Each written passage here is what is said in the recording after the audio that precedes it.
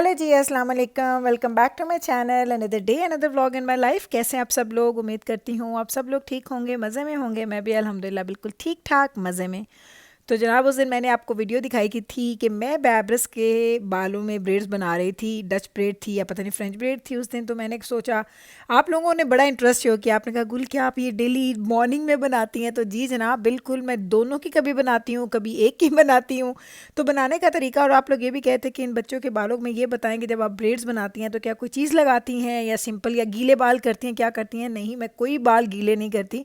बस ये वाला जो ऑयल है मैं आपको बहुत दफ़ा दिखा चुकी हूँ। मेरे घर में यही ऑयल यूज़ करती हूँ मैं, हेयर ऑयल, ऑर्गन ऑयल है, और ये मुझे बहुत अच्छा लगता है। तो बस देख लें, इतने स्मूथ बाल हो जाते हैं, कोई चिपचिपापन नहीं आता, कोई वो शाइन उस तरह से नहीं आती, लेकिन इतना एक हेल्दी लुक आ जाता है बालों का, बहुत ही हसीन लगते हैं। तो मैं तो तकरीबन बैब्रस तो रोज़ बनवाती है, कभी एक, कभी दो, कभी पोनी टेल्स बनवाती है, उसके बाल तो मैं रोज़ बनाती हूँ। लेकिन जिब्राइल मेरे पास रोज़ नहीं आती। जिब्राइल बड़ी इंडिपेंडेंट है इस मामले में। अक्सर वो अपने सारे काम खुद ही कर लेती है। मुझे कह रही थी कि अम्मा कि आज आप मेरी 2 ब्रेड्स बना दें। मैंने कहा चलो आ जाओ, मैं बना देती हूँ। तो मैंने कहा चलें आज आपको फ़िल्म करके दिखा देती हूँ। ये रोज़ का रूटीन होता है। एक ब्रेड बनाऊँ तो मुझे 3-4 मिनट लगते हैं। 2 ब्रेड्स बनवाओ अगर बच्चों के बनाने हो, बाल भी माशाल्लाह लंबे हो, तो कभी कभी ऐसा होता है आधी ब्रेड पे जाके ब्रेड ख़राब हो जाती है, दोबारा से बनानी पड़ती है। तो 8-10 मिनट तो आपको लग ही जाते हैं दोनों ब्रेड्स बनाने में। लेकिन माशाल्लाह बाल मेरी बच्चियों के अच्छे हैं, हैवी हैं। क्योंकि ये भी होता है कभी कभी बाल अच्छे ना होना, तो 2 ब्रेड्स बनाए तो बहुत ही कमज़ोर कमज़ोर पतली पतली लगती हैं, तो उससे वो फिर 2 ब्रेड्स का मज़ा नहीं आता। 2 ब्रेड्स के लिए आपके बालों का हेल्दी होना ज़रूरी है, और उसके लिए आपकी मेहनत करना ज़रूरी है। अगर आपकी बच्चियाँ छोटी हैं तो अभी से अपने बच्चियों के बालों पे मेहनत करें, उनको अच्छी सी ऑयलिंग करें, एक तरह का शैम्पू, एक तरह का कंडीशनर, बहुत ज़्यादा बालों पे एक्सपेरिमेंट्स ना करने दें, बाल डाई ना करने दें, बहुत ज़्यादा हेयर कटिंग भी नहीं करवानी चाहिए। मैं तो इन सारी चीज़ों के बड़े ख़िलाफ़ हूँ। मैं तो बच्चों की ट्रिमिंग, हेयर कटिंग, हर चीज़ घर में करती हूँ। सेम तरह के शैम्पूस ख़रीदती हूँ, सेम तरह का ऑयल ख़रीदती हूँ। तो अल्हम्दुलिल्लाह एक तो ये है कि उनको जेनेटिकली भी अच्छे मिले हैं, उनको फैमिली से अच्छे मिले हैं, मेरी साइड से अच्छे मिल गए उनको बाल। और दूसरा ये हो गया कि उनकी बालों की मैं केयर भी करती हूँ। अब बैब्रस कहती है अम्मा मेरी क्लास की लड़कियाँ कभी कभी नीले, पीले, ऑरेंज, रेड, पता नहीं किस तरह के बाल करवा के आती है। तो जब आप अपने बालों को इतने ज़्यादा प्रोसेस से गुजारते हैं ना, तो स्लोली स्लोली स्लोली आपके बालों के जो रूट्स हैं ना, वो बिल्कुल कमज़ोर हो जाते हैं। मेरे घर में एक रूल है कि मेरे बच्चों को मैं हेयर ड्रायर नहीं यूज़ करने देती।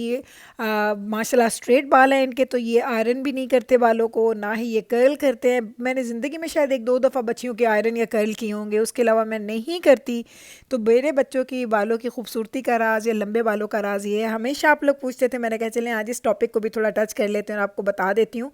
किस दिन मैं आपको अपनी पेन लेके जाऊँगी वॉशरूम की क्लोजेट में, मैं आपको दिखाऊँगी कौन कौन से शैम्पूज़ हैं जो मेरी वॉशरूम की क्लोजेट में पड़े होते हैं। सिंपल सिंपल से वैसे रूल है कि अपनी स्किन और अपने बालों के साथ बहुत ज़्यादा प्ले ना करें। जितना आप अपने इन दोनों चीज़ों को छेड़ेंगे ना, उतनी ही इनकी सेहत ख़राब हो जाती है, बेशक वो आपकी स्किन हो और या बेशक आपके वो बाल हों। तो बस है ना, आप बच्चियों को स्कूल भेजा तो मैंने कहा चलें आज आपको जिब्राइल का दिखा देती हूँ, हेयर का जो उसका रूटीन होता है। तो ये माशाल्लाह आप देखिएगा, जब वापस आएगी तब तक इसके बाल ऐसे ही रहेंगे, इतने ही ज़बरदस्त। आज था जी मेरा लॉन्ड्री डे, और ये ज़रा चेक करें, मेस चेक करें। मेरे बच्चे जो चीज़ें लाते हैं ला के यहाँ पे रख देते हैं। मैं इनको बोलूँ ना ये ज़रा गार्बेज करके आओ, तो वो गार्बेज भी ना यहाँ पे रख के चले जाएंगे हमारे लॉन्ड्री रूम में। तो आज इसकी भी थोड़ी सी सफाई शफाई करते हैं। साथ में लॉन्ड्री मैंने डालनी थी। वैसे तो मैंने लॉन्ड्री लास्ट वीक में भी बहुत ज़्यादा की हैं, लेकिन एक लोड था मिक्स है, लाइक उसमें थोड़े वाइट भी हैं, जो ऐसे हैं कलरफुल जिनके कलर नहीं उतरते, तो कलर्ड एंड वाइट कभी कभी मैं मिक्स भी बच्चों के कर देती हूँ। तो आज बच्चों का ही ज़्यादा लोड है, तो उसको मैंने अंदर डाल दिया। एक ही लोड में इंशाल्लाह ताला सारे काम हो जाएंगे।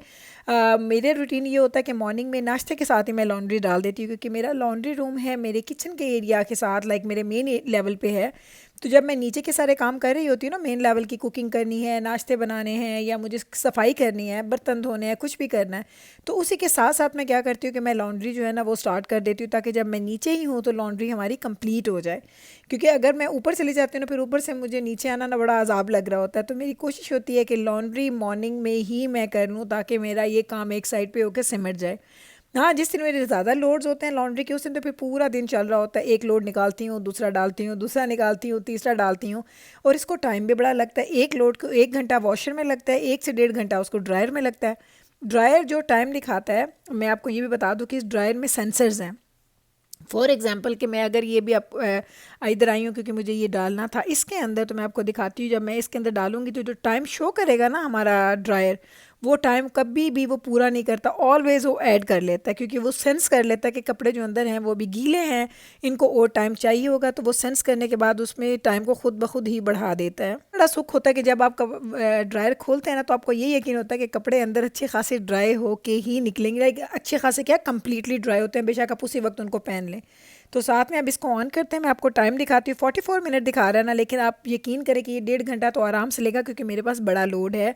बच्चों के कपड़ों में क्या होता है, मैं ये नहीं फ़र्क करती कि कौन से कपड़े हैं किसके हैं, मैं सारे कपड़े इकट्ठे डाल देती हूँ। और मुझे ये पता होता है, क्योंकि यहाँ से जब आप कपड़े ख़रीदते हैं, मैंने आज तक यहाँ पे ख़रीदे हुए कपड़े का ये एक्सपीरियंस नहीं किया कि किसी का कलर उतरता हो। बेशक मैं उसकी पढ़ लेती हूँ, जो उसकी डायरेक्शंस होती हैं उसके ऊपर लिखी, हर कपड़े के ऊपर लिखी होती हैं, तो उसके मुताबिक फिर मैं उनको कपड़ों की मशीन में लोड में ऐड कर देती हूँ। अभी हो गया है जनाब आफ्टरनून का टाइम है, और आफ्टरनून के टाइम पे आज मिकाइल जब घर आया तो उसका बस मुझे कहता है, अम्मा आज मेरा कुछ मज़े का खाने का दिल कर रहा है। मैंने कहा अच्छा क्या खाने का दिल कर रहा है, बता दो, जो खाना लेके दे देती हूँ या बना के दे देती हूँ।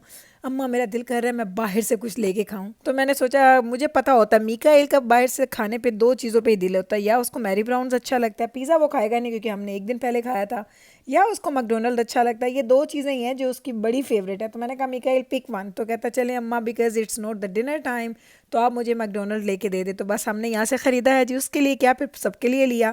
और वो हंस रहा था, कहता अम्मा आया तो मैं था आपके साथ, तो अब सबके लिए ले लेते हैं, क्योंकि मेरा ख्याल है कि उन सबको भी अच्छा लगेगा। मैंने कहा मेरा बच्चा कौन कह रहा था कि मैंने उनके लिए नहीं ख़रीदना, मैंने सबके लिए ख़रीदना है। तो ये बच्चों में एहसास होना बड़ा ज़रूरी है कि जब वो बाहर जाते हैं या कुछ भी करते हैं, तो उनको अपने सिबलिंग्स का, अपने बहन भाइयों का, अपनी फैमिली का ख्याल हो। मुझे हंसी आ रही थी, मैंने घर के नवीद को बताया कि मुझे कहता है अम्मा आया तो वैसे मैं ही हूँ, लेकिन ऐसा करते हैं सबके लिए ले लेते हैं, क्योंकि एवरीबडी जो है ना उनको अच्छा लगता है। तो हमने कुछ मैकफ्लरीज भी ले ली हैं, और कुछ हमने ले लिया था जी फ्राइज़, कोल्ड ड्रिंक्स भी ले लिया। अब हम लोग जा रहे हैं घर, मेरे घर के करीब ही है ये मैकडोनल्ड, बिल्कुल पास, बल्कि एक क्या दो तीन है मेरे घर के इर्द गिर्द, यानी एक साइड जिस डायरेक्शन में निकलो आपको एम नज़र आ जाता है दूर से ही लिखा हुआ। तो बस जनाब इस तरीके से आज हमने गुजारा है हमारा दिन। ये था जी अम्मा एंड बेटे का टाइम, और अब तकरीबन शाम ही हो गई है, बस घर जाएंगे, और घर जाके रात के खाने की तैयारी मैंने कर ली है, खाना मैंने बना लिया था। कल सुबह के नाश्ते में दिखाऊंगी कि आज रात में मैंने क्या बनाया था।